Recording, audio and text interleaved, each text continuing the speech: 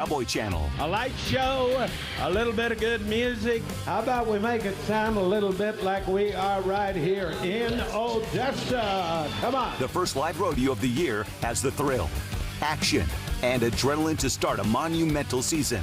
Don't miss the Sandhill Stock Show and Rodeo, starting January 8th, only on Cowboy Channel and streaming with Cowboy Channel Plus. We have some exciting things coming your way on this Friday edition of Western Sports Roundup. We're going to talk some world champions on the rough stock side of things, some first-timers, and another world title to the Wright family. Statler Wright will be joining us to discuss this monumental year. From the bucking chutes, we're going all the way to the roping boxes for the timed event world champions. Three-time world champion Riley Webb broke history books this year at the NFR. We're going to dive all the way into the world champions today. And from the rodeo arena to the stage, double Grammy-nominated band Midland will be right here in the Cowboy Channel studios to talk about their music and everything that they are able to do to tell some great stories. Couple doubles and a two-step, a two-bus, a song just around. Just say when I get your glass half empty, full again. Hey!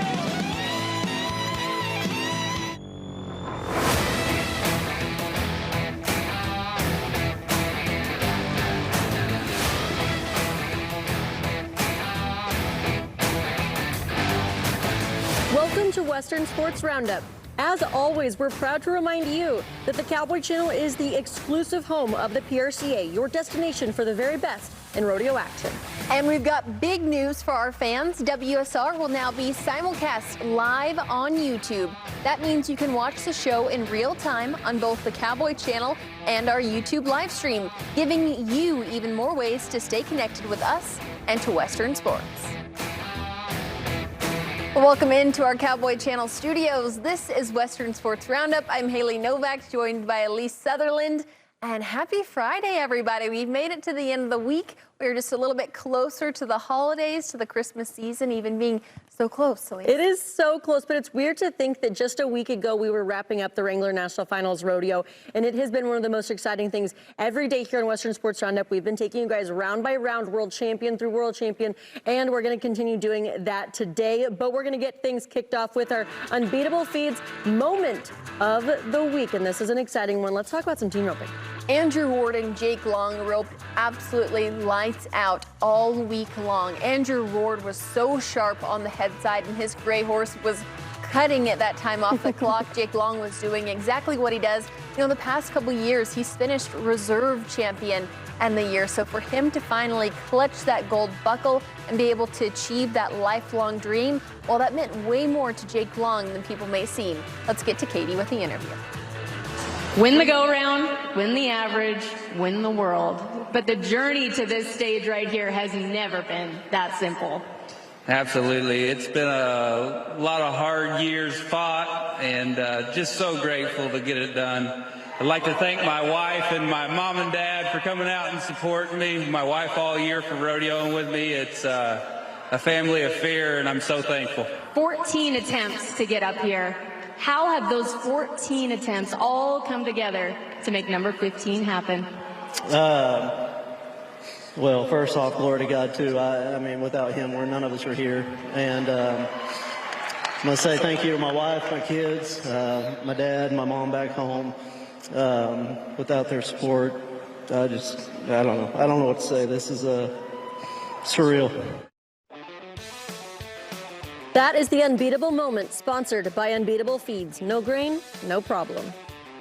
Couple doubles and a two-step, a two-bus, a song just around. Just say when I get your glass half empty, full again. Hey!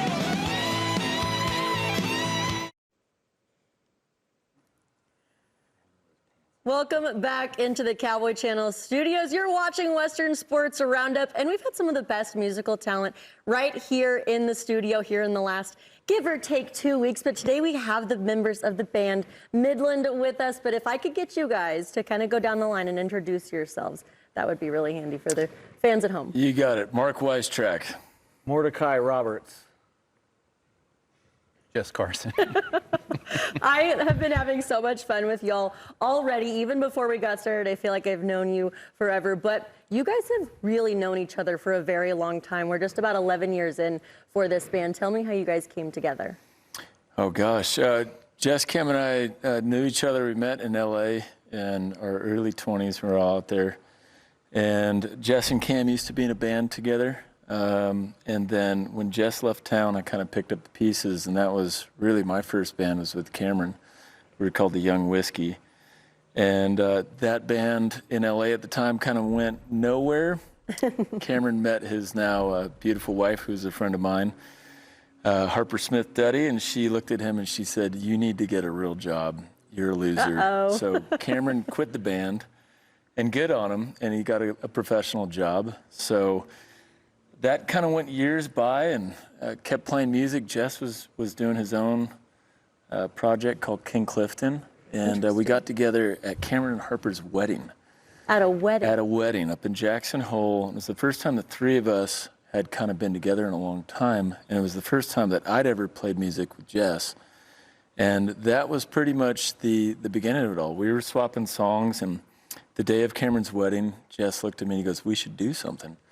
And I said, like, help set up for the wedding? And he goes, "No, like, do a project together, start a band together." I was like, "Yeah, that's a good idea too, but we should probably go." And what was interesting is this conversation was happening while the priest was trying, like we were both groomsmen, and we were having our own conversation, and he kept having to shush us, you know, and yeah, he goes, "Dearly beloved." The unruly men of the group. Oh my goodness. But it all ended up working out. What's your background? How long have you been in the Western industry? Because I know all of you have deep ties to the community. My family's agriculture for years and years, generations. Christmas trees and berries. I'm from Christmas trees? Yeah. Like you grew them? Yeah. So my dad ran the largest Christmas tree farm in America. So they provide like Home Depot and Walmart and Target and ship trees to Asia and all different. And places. ironically, Cameron's brother-in-law is in the Christmas tree business now. So this they is a chance to plug DJ. Oh, is this like a competition now?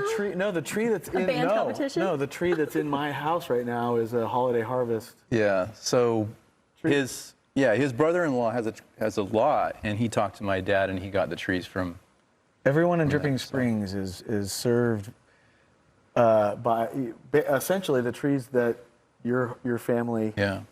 Behind Taylor Swift, I'm the second most famous person to ever play country music and come from a Christmas tree farm. Oh, really? Yeah. That's interesting. That's very fascinating. There's only 2 people in the entire world that do that, so. Honestly. One day he's hoping to overtake. And you are the one to me. You're number one in my heart at this point. I'm already ready to go. I'm on track Merry to Christmas. surpass. Quality trees, I'll tell you. So with the backgrounds each of you have, I mean, we've got agriculture here, we've got ranching here as well. You guys are able to tell some really beautiful stories, from drinking to heartbreak to the fun melancholy and beautiful tracks we've also heard as well. And these beautiful stories, what do you draw from when you are putting this music together for these people? You know, I think we draw from our collective life experiences, you know, and you draw on those emotions and the things that you've been through. And yeah, a lot of that is applied through heartbreaks that we've been through, benders that we've been through. And just kind of living life. I mean, I think that's the best place to harvest ideas from is your own experience. 11 years in, and you guys have more music continuing to come out. What can we expect? Because you guys are playing Billy Bob's tonight. What can the fans expect for 2026 to be coming out? Well, we got a new album coming out. Mm-hmm. We recorded it this year. We've got an incredible live show, and it's really what we've built our careers on, is taking that show out around the world. We went to Europe twice this year. Wow. To Canada a few times. Been all over the States. Mexico. To Mexico for the first time this year. I'm gonna go back next year. So, we're always looking for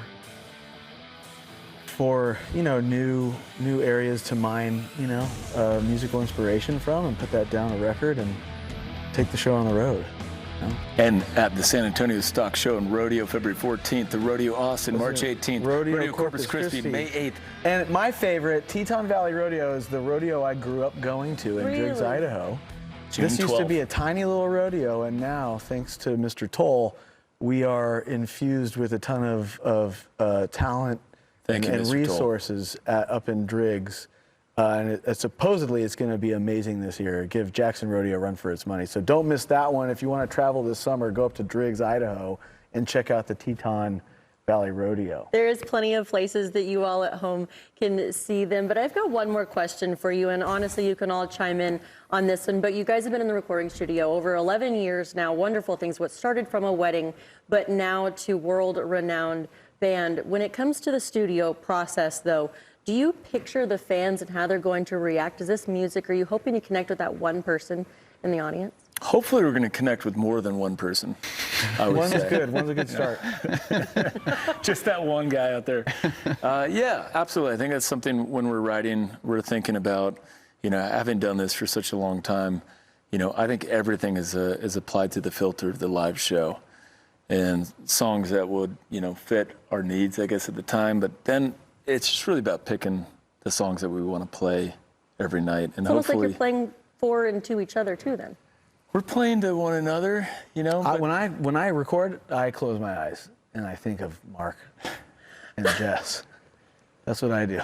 But without clothes on, which clothes. It's a conversation. Just the cowboy hat and we've asked him to please stop doing that, but he kind of refuses. But yeah, absolutely. And, for us, it was kind of I'm doing it right now. A full circle, moving back to I think where the band kind of initially started, as far as the sound and the style of music. And we called up an old buddy of ours, an old songwriter, a Texan cowboy named Trent Willman, who's been working with Brandon Lambert, Cody Johnson.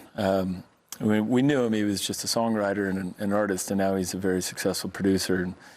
And when we got that opportunity to work with him, we jumped on that, and it was an amazing experience working with Trent. And we're adding a fiddle to this. Really? Yeah, to this new album. So it's going to be another dimension of our sound, which is really exciting. We're going to be taking a fiddle player out on the road with us. But yeah, the songs are amazing. The album's beautiful. It's done. It's mixed. We just made the music video for it with Justin Clough.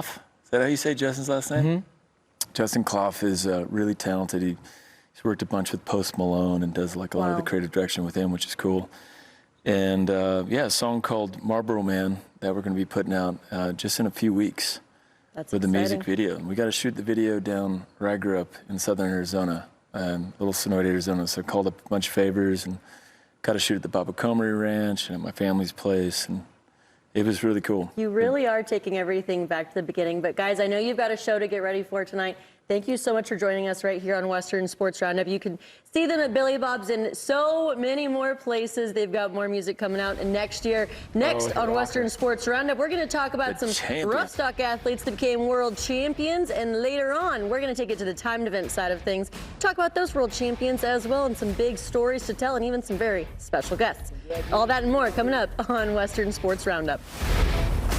Western Sports Roundup brought to you by Resistol, the official hat of cowboys everywhere. We live it every day.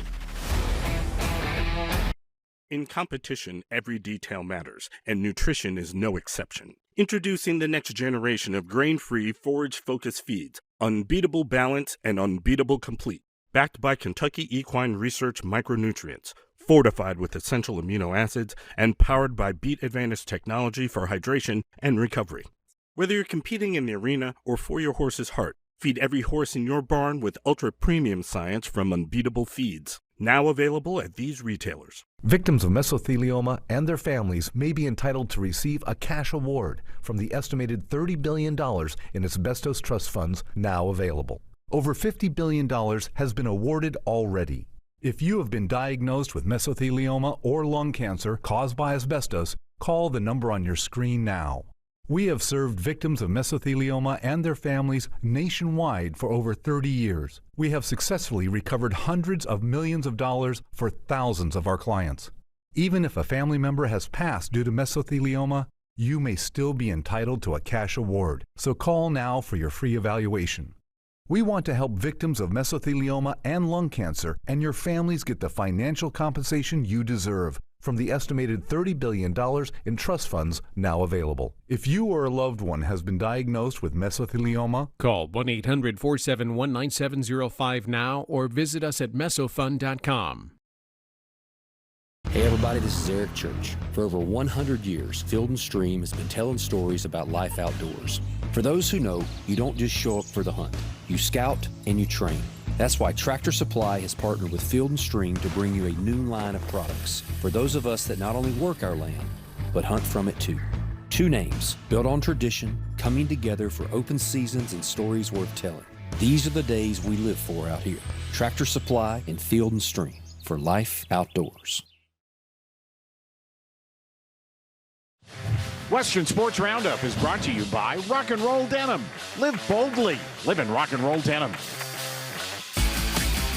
As the curtain fell after round 10 of the National Finals Rodeo, world champions were crowned. In the rough stock events, it was a drama-filled fight to the finish. In fact, there was some world champions decided by just mere hundreds of dollars. There was world champions that decided it even before they came into the NFR. And Stetson Wright, he was Superman that came back for vengeance to defend his title. He had a lot of success in the saddle bronc riding, which gave him the opportunity to secure the all-around title. This was an exciting battle that we had watched going on all year long, Haley, because with what Stetson was able to get done, Superman was back, but Stetson kind of showed that Superman almost needed someone else to push him a little bit as well, which makes it even more fun. Wasey Shala did not let him take this one easy. They both had a great Wrangler National Finals Rodeo, but Stetson rose to the occasion each night, even with some round wins from Wasey. The deal was Stetson at the end of the day walked away with the title, with the money, with a lot of exciting things, and even got to share the stage with some more of his family. And even in a world where we thought Stetson would never make his return back to rodeo after being sidelined for 2 years from the finals, to see that redemption come out was incredible. And the bull riding, he had an equally similar show out, winning the bull riding for the year end. And he kicked off things really hot, winning the first couple of rounds. He had a buck off in 9 and 10, but that didn't matter because the bull riding title was his. Absolutely. This was also a year that we got to watch a lot of great rookies too. So we got to continue seeing Stetson really rise to the occasion, Wasey really rise to the occasion, Quinn Anderson, TJ Gray was so close to coming away with the whole thing when it came down to the end of the day, but it was Stetson. But again, when you watch day after day, and honestly, the smile on his face after everything that he went through, it's almost like it was that much sweeter to be standing in that moment. TJ Gray ended up your Top Gun Award winner with over $200,000 for the year. Kai Hamilton coming in there at third, Wasey Shala and Tristan Hutchings wrapping up that top 5. But when the world champion is crowned, they get to walk up on stage, are handed a gold buckle, and an interview with Katie Lucas. Stetson, you said earlier this week you want to do something that's going to bring the fans to their feet, and several times they have jumped up out of their seats. They're here, they're listening to you now. What do you have to say to those great fans that have cheered you on every step of the way? I appreciate all the fans. I know all the doctors and everything told me I was done, but they all had a bunch of faith in me. And gosh, I hate getting emotional and everything because it's such a good night. Congratulations to all the world champions up here. You guys, I know how hard it is to get up here. And big shout out to Tyler. Congrats, buddy. How sweet is that? We told you guys he got to share the stage with some family members. 10 world titles. He's won the saddle bronc riding, the bull riding 3 times, and 6 in the all-around side of things. Just look at all of those career accolades that he has. All of the money, $3.5 million before 2025.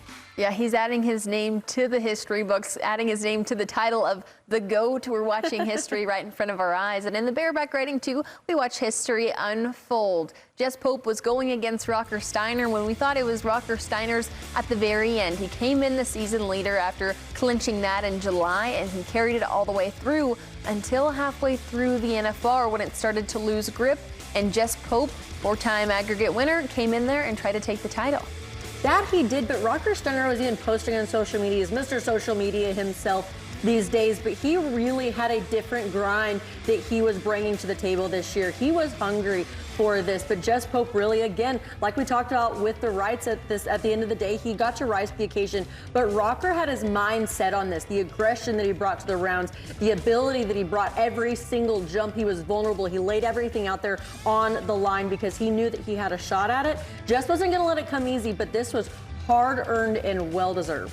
He's going down with his granddad Bobby, his father Sid, all of them world champions, continuing the Steiner legacy, one event at the time. This is what the top 5 looked like for the year-end in the bareback riding. NFR rookie Sam Peterson holding his own and having so much success. Ended up 2nd, Jess Pope 3rd, Kate Saunier making a huge move through the standings at 4th, and Wacy Shala, the first trip he's ever made in the bareback riding, ended up 5th in the world standings. Pretty incredible to watch, Elise. It really was, and that's only the bareback riding to see what happened. In the saddle bronc riding, the same thing with the top 5, though, with people getting to share the stage, people getting to share the limelight. It was the Wrights that went 1, 2, and 3. Damo put on a great show, and obviously Zeke Thurston did as well. But Statler getting to come in with his world title at the end of the day, his first, hopefully, of many. He had a lot of great things to say. Okay. Here we go. This horse, Damien Brennan, won this round earlier. Statler Wright. There it is. He put the number 1 up. I think he just pulled her off, boys. I think he just pulled it off. The Wright legend just continues to grow. Statler, you've now become the 6th member of your family to be a world champion saddle bronc rider, but I want to know for you, what has made your quest for gold unique? It started not too long ago. I started riding broncs in 2020, and to be up here in 5 short years, I don't know, all I got to say is I bet you guys didn't see this coming. Wow, 5 years later and a world title in hand. It doesn't get much better in 2025 for Statler Wright. And the man, the myth, the legend is joining us right here on Western Sports Roundup. Statler, thanks for being here, friend. Thanks for having me. 2025 has been a really big year for you. A wedding, a baby, and a world title. Can you even wrap into words how great this year has been for you? Yeah, not really. It's been amazing. It don't get much better. I don't know. It's just every goal I've had in life, I kind of got it done this year. I got married, had a baby, and won a world title. So I don't know. Life's pretty great right now. Statler, in that interview, you said, I bet you guys didn't see that coming. Would you include yourself into those people that didn't expect that in such a short amount of time? Yeah, I had the every year I went into the finals, which was this only twice, but my goal is to win a world title. But I know there's always that doubt in the back of your mind that am I ready for this? Am I good enough? And I don't know, about round 3 is kind of when I told myself it's go time. When I won the round, I knew I set myself up to win a world title, and I just took advantage of the positivity I had going and just let things roll. There's a lot of positive moments that you've had this entire year, like we've just been talking about right into round number 3. But what do you think it was about this year that things really started to fall into place, that you really stepped into your own as an athlete? Shoot, just believing in myself, knowing that I can compete with the best and be up there with them. And yeah, I think just me being confident, each horse I got on, it makes a huge difference being confident. And it took me forever to figure that out, but I kind of figured it out this year and got things rolling. You know, something interesting that you just brought up is that you can compete with some of the best, but the thing is, you are the one at the end of the year with a world title, which means you are. Has that even set in that now it's not, oh, everyone else that's been above me before, but you're amongst them? Yeah, it's pretty crazy. It hasn't really set in. I don't know.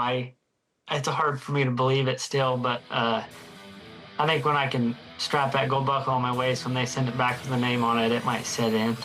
I would say so. So you're going to be wearing this gold buckle. You're not going to leave it on the mantle is what I'm hearing. Yeah, no, I'm going to wear it everywhere unless I'm going to go do something that's probably going to mess it up. Well, you won a couple of rounds there at the finals this year. What was that like going back to back, even encouraging more that gold buckle title?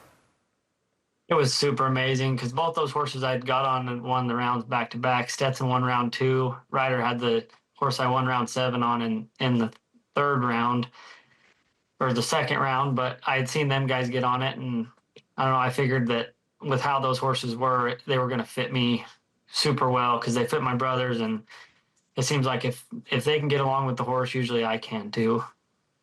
That's an interesting thing to bring up as well, because you all have such different styles, yet similar to an extent. When it comes to your riding ability and what you ride, like, who did you truly look up to growing up that you really wanted to emulate as you were going, or has this been a style that you've kind of made your own? Oh, shoot. I've always tried to take just something from each of my brothers and my dad. It's been, I don't know, I think the way they do it, it works out for them. I guess you guys can see they've got gold buckles and NFR qualifications and stuff. But yeah, I try to just take something from each one of them and not ride just like just one guy. But I don't know. I try to, it don't matter if it's my brothers or just any other bronc rider. If I like something that they do, I try to put that into what I do, and it seems to work out. Might as well develop your own style. Clearly it worked out for you there. What are your goals for 2026? How are you going to rise above what you accomplished last year? Just the same goal as every year, just one horse at a time, and hopefully walk up on stage at the end of the year and get another gold buckle. I don't know, one horse at a time. I'd like to break the single season earnings record. Just, I don't know, I think that'd be pretty awesome. So that's a new goal for me. Something that I never thought was possible until this year, and seeing how much money you can win in Vegas and throughout the year. It's, I don't know, just goals are getting bigger and better every year. Hey, Statler, when you dream big, you can accomplish even bigger than you would imagine. Congratulations on an outstanding finals and that gold buckle at the end of the day. Thank you. I appreciate it. Statler Wright, your world champion saddle bronc rider, does it again. This first year for him, 2nd time to the NFR. What an accomplishment. Up next, we have #1 in the world standings, Taylor Munsell, and the national finals of breakaway roping coming up on Monday. We're going to get the insider scoop as to what Taylor's doing to prepare for the finals. And later on Western Sports Roundup, we'll talk about some of the timed event athletes that walked away with gold buckles. That one, he hit his three-peat. Riley Webb is going to be joining us to talk all about that new world title and what 2026 looks like for that world champion and more.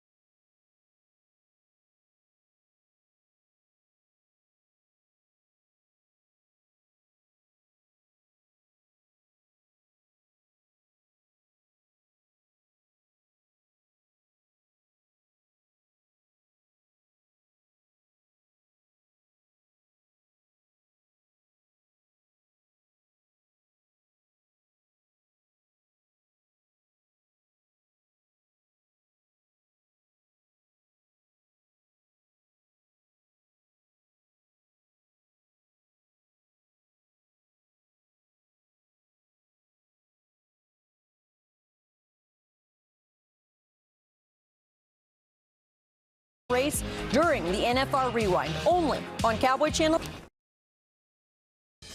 Cowboy Channel's NFR Recap is brought to you by Ariat. Ready, set, ride in boots and jeans that work as hard as you do. Well, the national finals of breakaway roping changed zip codes this year, moving from Las Vegas at the South Point all the way down here to Fort Worth and Cowtown Coliseum. Round 1 through 5 kicks off this coming Monday, the 22nd, and then the 23rd will be the following 5 rounds. Right now, we're joined by Taylor Munsell, the cowgirl that is leading the world standings currently. And Taylor, as we bring you into the show today, I'm really curious, how's your roping game feeling like going into these next couple days? Oh, I can say my roping feels pretty good. I mean, I got a couple extra weeks at home when there was nothing else going on or going to go to, so I definitely got a lot of good practice runs in, and I'm feeling pretty good about it. The practice is so important, and that's something that you've always been really successful with, is the mindset and getting prepared for any setup, any opportunity, any pin of calves. What was the preparation looking like so far for getting ready to be here in Cowtown? It was just kind of a lot of making sure my horses were ready, because 5 runs a day, 2 days in a row is asking a lot of them. So definitely making sure that the horses that are going there are prepared and ready for those kinds of setups. And then, using practice horses to make sure you're also prepared for those setups, and kind of putting myself in the scenarios just in case they happen, of going for go rounds or just having to go catch one in the 10th round or whatever it may be. I put myself in a lot of those scenarios mentally just to work on them. So I'd been there and I'd kind of seen that go before I actually got to the finals and got in that go. You gals are roping in a setup that you don't rope in at all throughout the year. In fact, it's just during the finals, running 5 a day. How hard is that on your mental game? Because it just goes, and you don't hardly have time to think, it seems like. Yeah, you don't have a lot of time to think, because they draw the first 3 rounds of calves, but then as soon as you run the first round, you're trying to get ready for the second round, but they're also drawing the 4th round. So you're also trying to figure out what your 4th round calf does, so that what he is, so that you can figure out what he does before the round, because it goes so fast. I will say it's good and bad. Like, if you're having a good weekend, obviously you just want to keep roping them. So it works out well when it's going good, but then when it's going bad, it also kind of sucks, because you don't get a moment to reset. You don't get to go rope the dummy or even think about it. Like, you just can't even really think about that run. You just gotta, kind of dust yourself off and go ahead and get to worrying about running the next one. It definitely takes a lot mentally to do that, but I think that's where a lot of girls kind of show how tough they are mentally. And you've shown us how tough you are time and time again, especially in a setup like that one, because when you back in the box, you just got to kind of keep your head down. It does sound like a numbers game, but when you back in the box, it's not just you. Your equine partners are really important. And you talked about getting your horses ready. Who can we plan to be seeing at the National Finals of Breakaway Roping of your star lineup? Yes. So my plan, I'm going to have Monster and Colonel there for the NFBR. They actually changed the calves on us yesterday. There was something that come up with the calves we were originally supposed to rope, so we're going to be roping a different set. I'll have them both down there. I'll get to ride them both in the run through when we run the calves through. And I think those two, they complement each other well. They're kind of opposites, so I feel pretty good. They both feel awesome, and I had full confidence to ride either one of them. With that being said, Taylor, you're coming into this year's finals, #1 in the world standings, a really close margin between you and the #3 cowgirl. Does that change your game at all? How great has your year been to make that happen? Yeah, I've had a great year. I definitely think it's been one of my best years for sure. I felt a lot more confidence in my rodeo and my inner and my horsepower this year. It doesn't really change my game plan in the grand scheme of things. It's, 10-1 headers, and that's kind of how I'm going to go at it. I'm going to do the best I can on every calf I run. I do think this set of calves is going to be good, and I feel pretty confident going into it. So I'm not going to worry too much about those girls behind me. I'm going to do my job and let them, do theirs and see where it falls at the end. Well, the top 15 in the world will be right here in Fort Worth, you in the #1 position. And I like the saying of you saying it's one calf at a time, but thank you so much for taking the time out of your day there to join us here on Western Sports Roundup, and best of luck to you. Yeah, thank you. Next on Western Sports Roundup, we're going to talk to another champ on the time limit side of things, Riley Webb, 3-time tie-down roping world champion, and he's only been 4 times to the Wrangler National Finals Rodeo. He's going to join us to talk all about that big win and his plans for the future. Stay with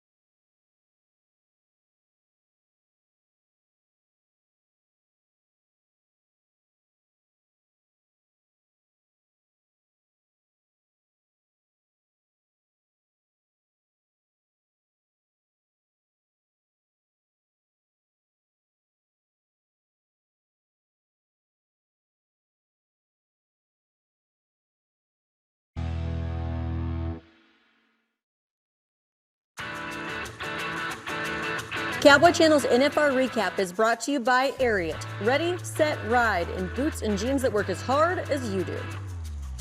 Going to wind up with $44,000. No day money. No day money. Junior and them are going to win a 50 and 40s, 90. These guys are going to win. Now, they're going to win it, aren't they? Talking about Schmidt and Torres? They don't know. He just rode by and asked. Yeah, he just rode by and asked me, did we win it? I think those guys are going to win Holy cow, it. we're still not sure. Andrew Ward and Jake Long. Yeah, they split the round at 3-9. I think they just won the World Championship. They did. Yeah, that's what they're saying. Yeah, I think Andrew Ward I think I should have said yes when Jake just asked. Because I believe they just won it, guys. They did. They win the average? Win the round, the average, and the world all in one day. How about that?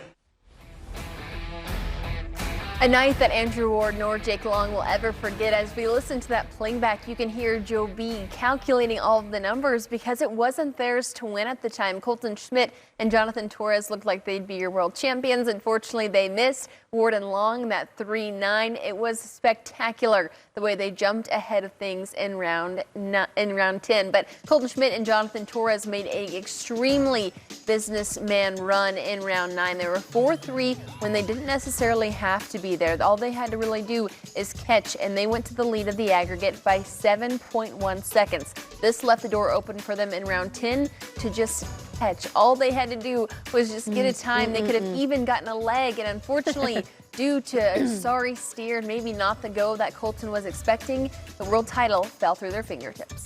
It really did, and an interesting thing about that, it was heartbreaking for I think everyone that watched, but when you watched what happened with Andrew Ward and Jake Long coming into this and they win round 10, I don't think there was a person in the Thomas and Mack or someone anywhere in the world that was watching this rodeo. 15 trips to the Wrangler National Finals Rodeo for Jake Long, already an average title. Andrew Ward already has an average title. Now they both have another one and are walking away with the gold buckles. The team roping was one of the most exciting ones to watch when it came to the year end to see who was going to walk away with a world title. And here's the look at the final results from the top 5.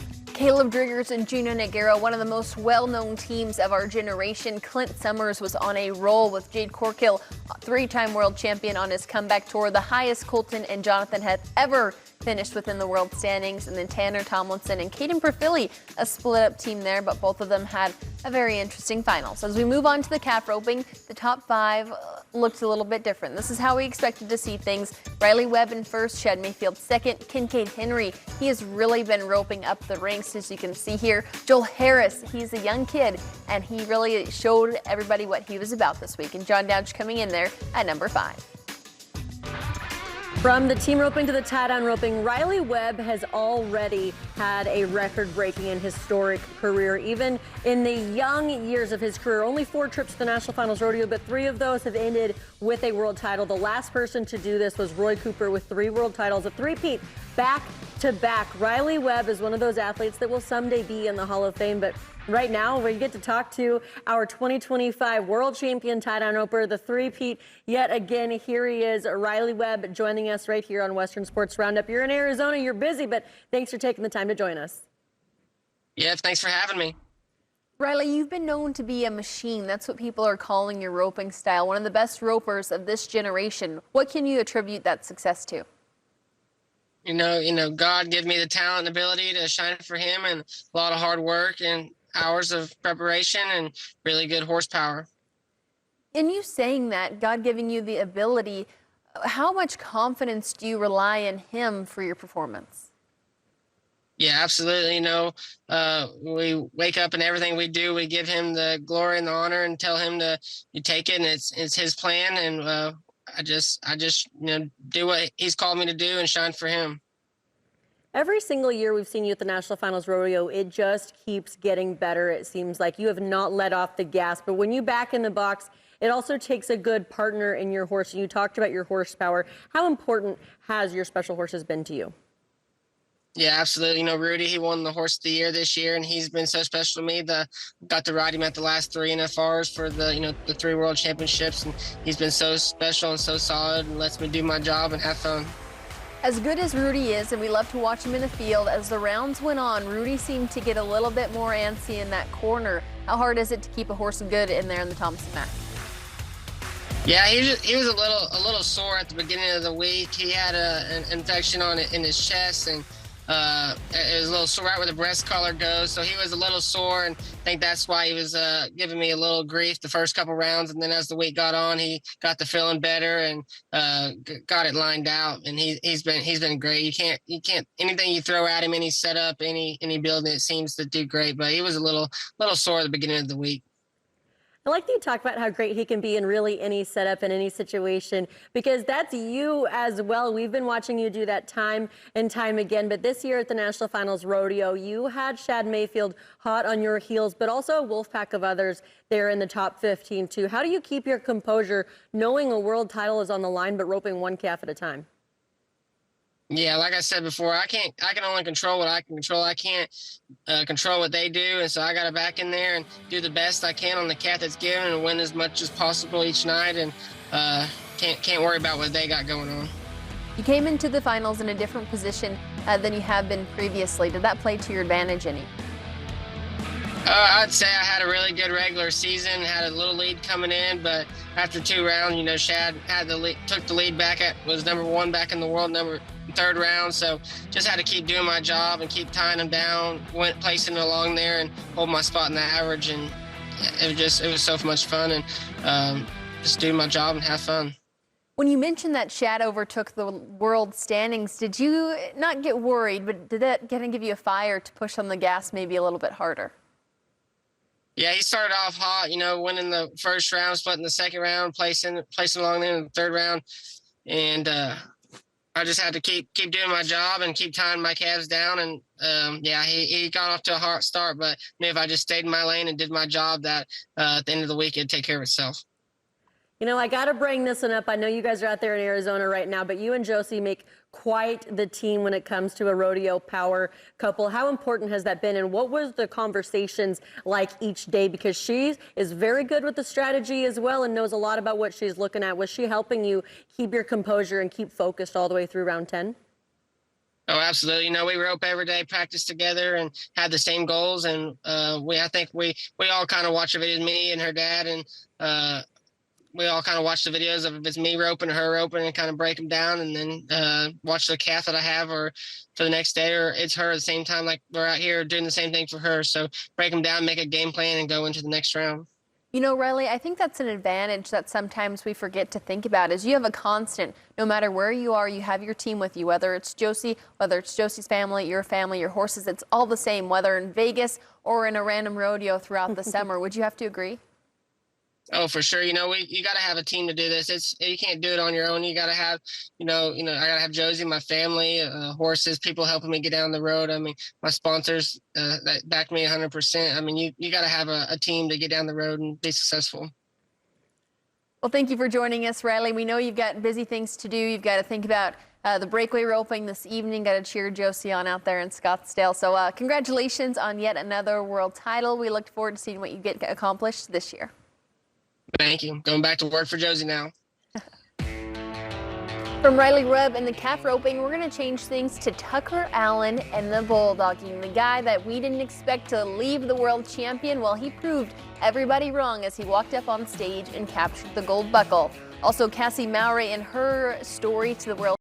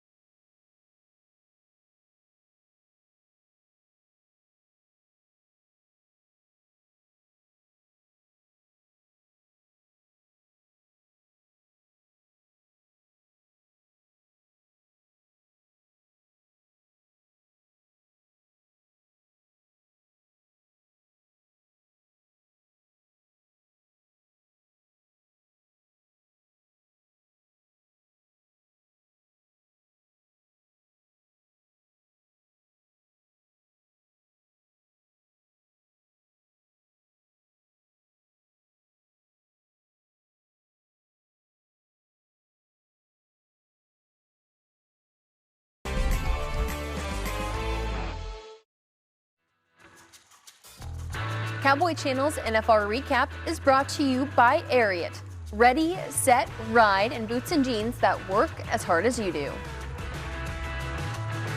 Welcome back into our Cowboy Channel studios. As we go down the list of the Cowboys and Cowgirls that left world champions, there's only one common denominator, and it's grit and tenacity that only the Cowboy spirit encapsulates. And Tucker Allen is a California Cowboy that did not come from the background that you would expect. He's just a motocross guy and found himself in the likes of Bulldogger land. He had so much success at this year's finals. It was really cool to watch, Elise. To watch what he's gotten done in the last few years, honestly, Haley, and we talked about this earlier and we talked about it before the NFR. No one really saw this coming, but I would like to point out I did, because after the point of contention that he put on the team last year there in the steer wrestling, what he did this year, I said, hey, you guys, watch out. This one's going to quietly move through each round, and that's exactly what he did. Will Loomis came in that number one position, and they all battled it out. But I'd also like to point out where Rowdy Parrott ended up, and Jesse Brown as well, Stetson Jorgensen as in the number 5 position. Those guys have done such a great job. But the steer wrestling, there was a lot of ups and downs every single night. There certainly was, just as the barrel racing was at the beginning, for sure. There was a lot of ups and downs in the barrel racing, a lot of knockdown barrels, and Carly Otero was a cowgirl that seemed to not be able to keep a barrel up in the first couple of rounds, but her and Regina George finally caught a groove, and it was either they're hitting a barrel or winning the round and running the fastest time of the entire rodeo at 13:20. But Cassie Mowry, all she had to do in the 10th round was not hit 2 barrels. She hit 1 barrel. We were all on the edges of our seats, but she still captured the title. And an exciting thing to watch her, there's a look at Cornbread right there, but she had 2 horses that she won go-rounds on as well. But also drawing your attention to the number 2 cowgirl, that's Adios Pantalones and Trisha Aldridge flying up to that number 2 position. The average was an exciting thing to see as well. Brittany Posey-Chanazi, Haley Gibson-Stillwell, and Carly Otero. The barrel racing was an exciting one at the Wrangler National Finals Rodeo.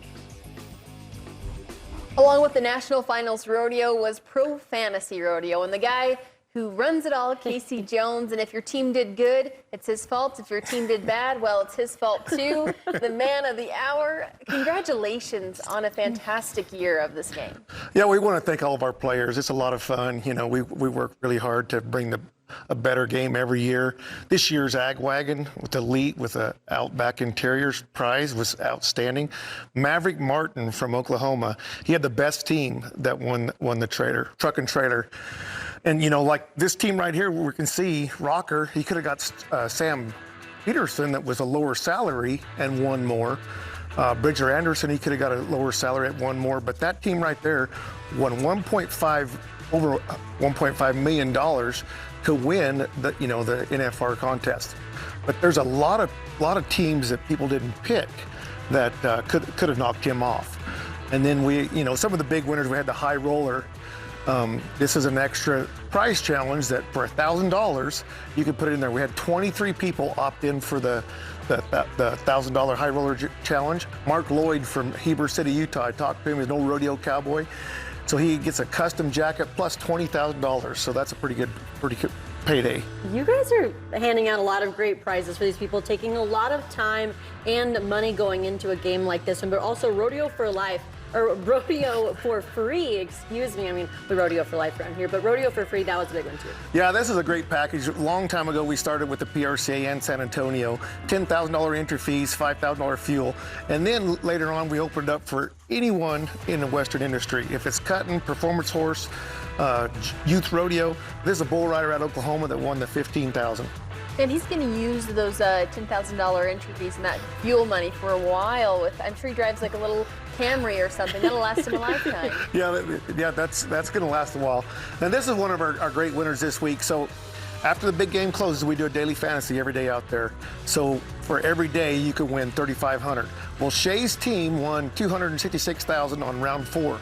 And then, like he was telling me when we was talking about it, on the winter call, he's like, all my buddies tried to knock me off all week, but he ended up having the highest team, so he won $10,000. So for his 1995, he won $13,500. Wow. And so now we have entries open right now for the Breakaway Fantasy. So for $24.95, there's over 20,000 we're going to give away, and I just sweetened the pot. So to win, if your team wins the most, you win 10,000. And then I sweeten the pot by we're going to give away 10 jackets. Every round winner is going to get a Rodeo Vegas jacket. Wow. That's going to be a really big deal for these athletes as well as the fans at home and the people that even want to come here and also see some of the merchandise available too. But it wasn't just the fans at home that got the chance to kind of play some of these games too. We also have a pretty fun thing we like to do around here, the Tattoo League. It went down in a pretty exciting way. Tell us the story. Yeah, so every year we do a celebrity charity tattoo league, and so fans have an opportunity to donate to it, and they're entered to win a Rodeo Vegas jacket. So we raised almost 5,000, and then it depends on the loser. If he gets the tattoo, we give another 5,000 to charity, or if he gets out of the tattoo, he could pay 1,000 to not get ink. Speaking of our loser, we have him joined with us right here today, Tommy Joe Lucia and John Harrison, the winner of these leagues. John, as you are getting ready to design Tommy Joe's tattoo, what's your inspiration? Well, it's kind of, you want to be nice to the guy because you want him to get the tattoo. So I thought about his brother's podcast because Tommy Joe has his own podcast. So I thought about the Cowboy Mafia podcast. His brother already has that tattoo, and it'd be great for two brothers to have the same tattoo. And then I thought about the Piranha, Tommy Joe's own production logo, a piranha wearing a red hat that I wear all the time in the arena. So I was going to kind of just leave it up to him, leave the choice up to Tommy Joe, and maybe location up to his wife, Donna, where to put it if he would take the challenge. Tommy Joe, what do you have to say to what you just heard? So it's a piranha fish with a red hat. Is that what I'm hearing? Yes, sir. All right. Well, I think I probably I went 56 years without ink. I can't believe I lost. I'll need to phone a friend or two and get back to you, but that sounds reasonable. Let me see if I can, if I've got the guts to do it. If not, we'll at least give more than 1,000 if we decide to not do the ink. But give me 24 hours to figure this out. I don't know. I was hoping we were going to hear this today. Obviously, I really don't want to, but I do want the FFA to get the extra money. So this is fun and not fun altogether.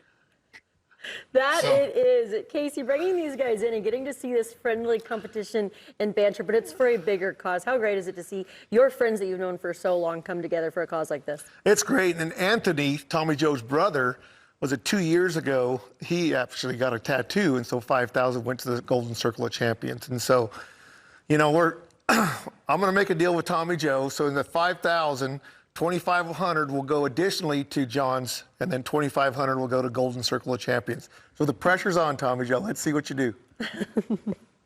Oh, right, guys, that was fun. We'll do the Thanks for tattoo. being here, guys. We'll do the tattoo. But we're not done with Pro Fantasy Rodeo just yet. We've got other world champions to crown, and that means Pro Fantasy Breakaway. This is going to be a fun one. Scan the QR code right there. Find more information at profantasyrodeo.com. It's going to be right here on our own backyard, Cowtown Coliseum here in Fort Worth. Again, merchandise, prizes for each round. It's going to be a big one, and you do not want to miss it. Yeah, no, thank you so much, Casey, for joining us here today. We can't wait to play in the Breakaway Fantasy kicking off on Monday. Enjoy the rest of your day as we continue on throughout Western Sports Roundup. When we come back, we're taking you through our Vetchin top 3 stories of the day.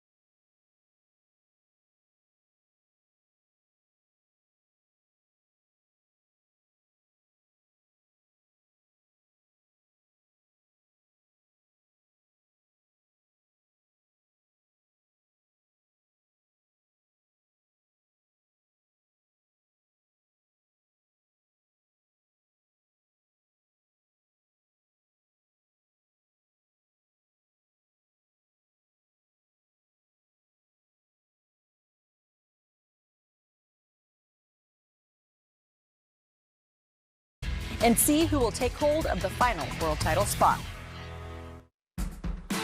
Well, it's time for our Veterans Top 3 Stories of the Day. Clean, treat, heal, advancing animal wellness. The band Midland came into the studio before their show at Billy Bob's, Texas tonight. It's exciting to see them being together for over 11 years now, and they took the time to sit down and talk to us about their new music coming out. The 2025 World Champions were crowned as they walked out onto the sunset with We Are the Champions playing in the background. They added their names to the history book in 2025, and they're coming to 2026 with vengeance. And the National Finals of Breakaway Roping is coming to the Cowboy Channel Studios backyard at Cowtown Coliseum next week.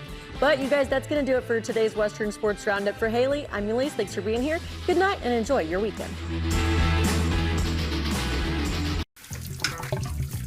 Oh no! Our water line broke. It could cost a fortune to get a